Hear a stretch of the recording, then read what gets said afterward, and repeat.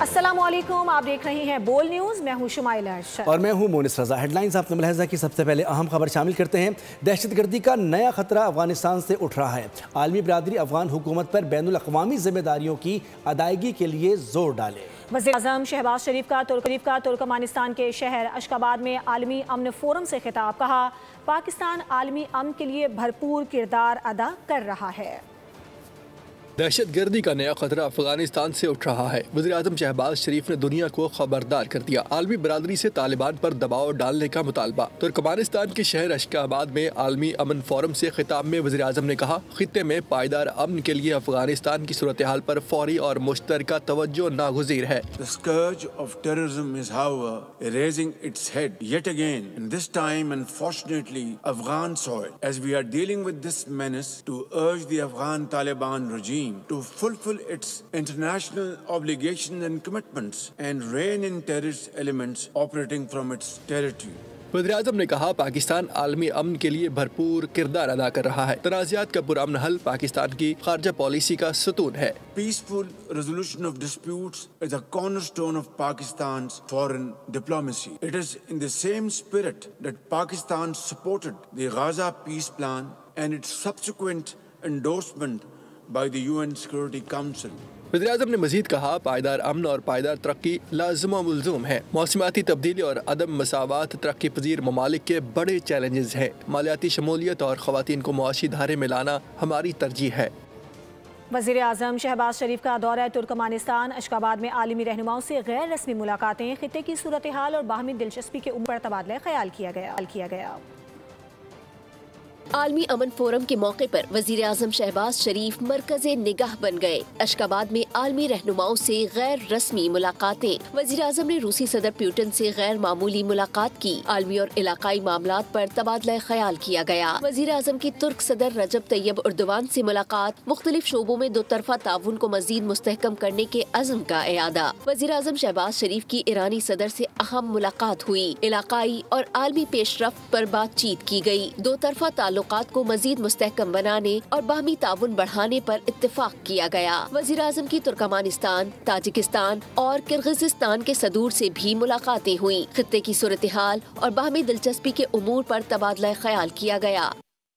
Party में अंदरूनी लड़ाइयों को बर्दाश्त नहीं किया जाएगा। पार्टी उसूलों पर भी कोई समझौता नहीं किया जाएगा। नवाज शरीफ का गिलगित बल्तिस्तान और आज़ाद कश्मीर के पार्टी ओहदेदारान से खिताब। बोले चाहते हैं कि मुस्लिम लीग नून गिलगित में कामयाबी हासिल करे। फ़ज़ा बहुत अच्छी है, इंतखाबात के नताइज भी अच्छे आने चाहिए। NFC अवार्ड भीख नहीं है, ये तो हक़ है। वज़ीर-ए-आज़म से कहूँगा कि GB आज़ाद कश्मीर को NFC अवार्ड के तहत फ़ंड्स दिए जाएँ। सुथरा पंजाब मंसूबा देखकर लगता है कि पंजाब तरक्की कर रहा है। सेफ सिटी प्रोग्राम और अपनी छत अपना घर प्रोग्राम चल रहा है। वहाँ लोकल लेवल पे जो इन फाइटिंग है, आज़ाद कश्मीर में भी है और गिलगित बल्तिस्तान में भी है।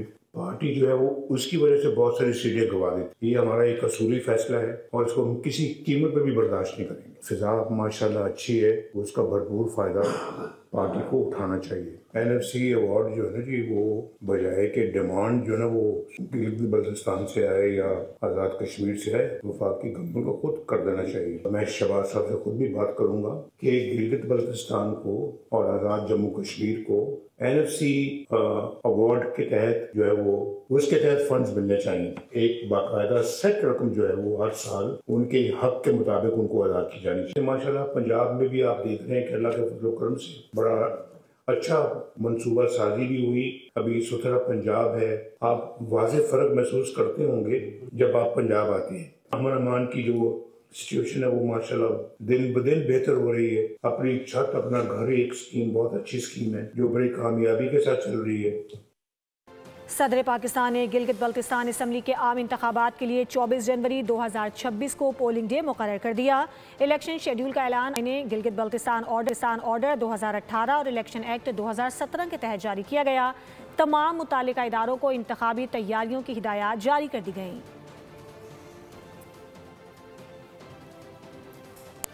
तमाम जमातें सियासत करें लेकिन दायरे कार में रहकर। पीपल्स पार्टी के जवां साल चेयरमैन बिलावल भुट्टो ने लाहौर का सियासी माहौल गा दिया। कहा कि मुल्की सालमियत के खिलाफ चलने वालों के साथ आहनी हाथों से निपटा जाएगा। पंजाब के मसाइल के हल का फॉर्मूला भी बता दिया। लाहौर की गलियां, बाजार, मोहल्ले वजीर आजम बिलावल के नारों से गूंज उठे। सियासी महाज पर सरगर्म बिलावल भुट्टो ने लाहौर में डेरा डाल लिया। कहा कि तमाम सियासी जमातें अपने दायरे कार में रहकर सियासत करें। मुल्क दुश्मन अनासिर के साथ आहनी हाथों से निपटा जाएगा। नजर आ रहा है, मैं चाहूँगा कि आप सब भी वैसे ही नजर आए और वैसे ही।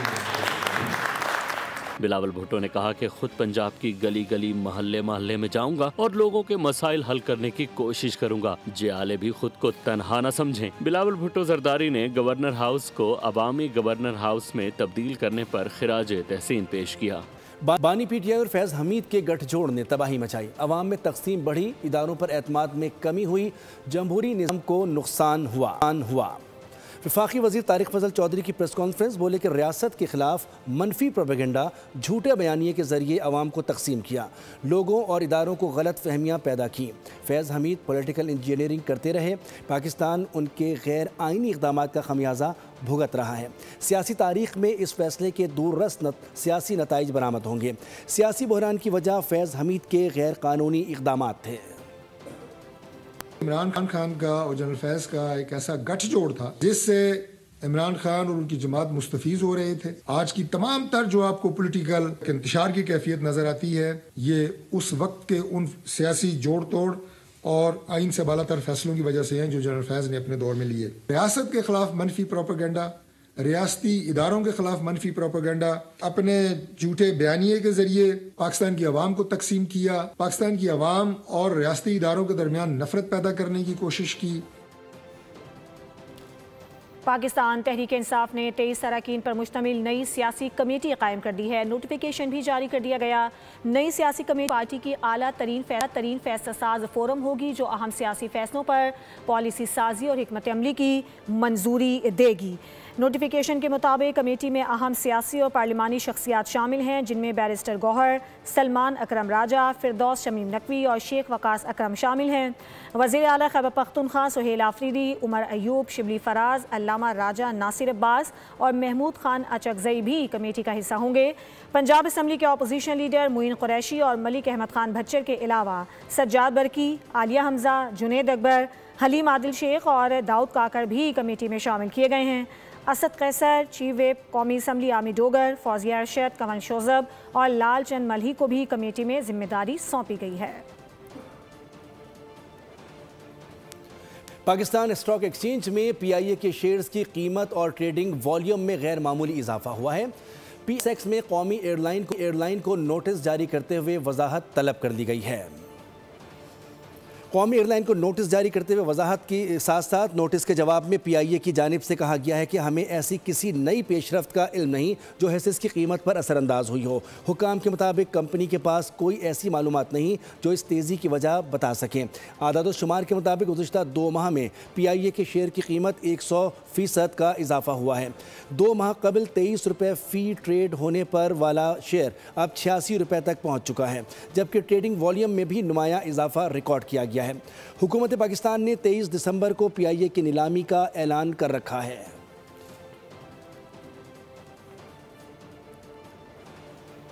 अहम खबर है, बाइनेंस और HTX को पाकिस्तान में इब्तदाई तैयारी और मुशावरती सरगर्मियों की इजाज़त मिल गई है। Pakistan virtual assets regulatory authority की जानिब से बाइनेंस और HTX को NOC जारी। वफाकी वज़ीर ख़जाना मोहम्मद औरंगज़ेब का कहना था कि NOC फ्रेमवर्क का आगाज़ पाकिस्तान के माली नज़्म और जिम्मेदाराना जिद्दत के आज़म का सबूत है। इसी पर बात करेंगे। नुमाइंदा खुसूसी सलमान आवान हमारे साथ मौजूद हैं। जी सलमान। जी बिल्कुल, PVRA जो है उसकी पूरी कोशिश है कि इस हवाले से जो कारोबार है उसको एक रेगुलेटरी फ्रेमवर्क प्रोवाइड किया जाए और जो NOC जारी किया गया है वो इन्हीं कोशिशों का हिस्सा है।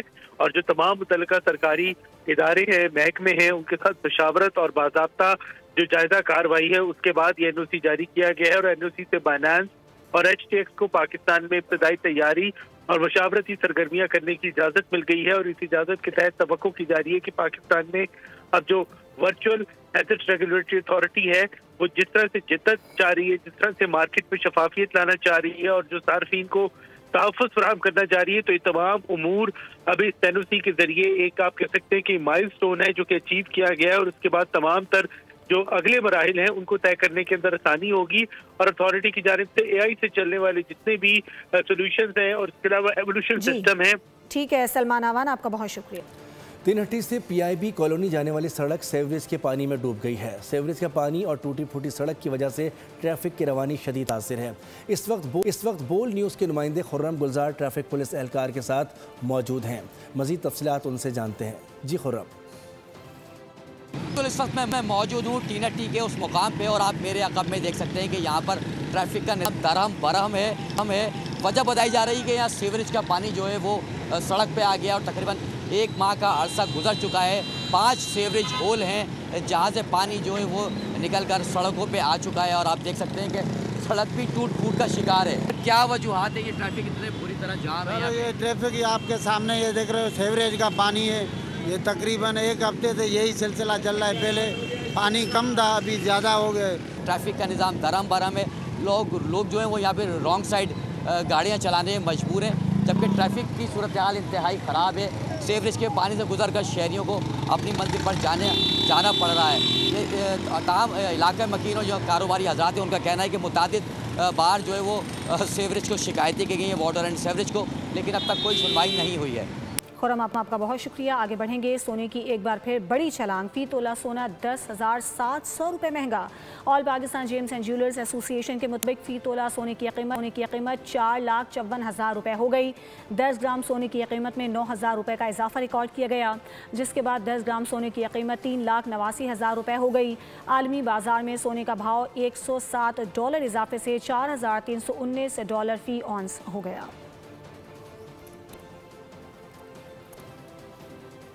बुलेटिन से फिलहाल इतना ही। किसी भी खबर की तफसील के लिए आप विजिट कर सकते हैं हमारी वेबसाइट bolnews.com। देखते रहिए बोल।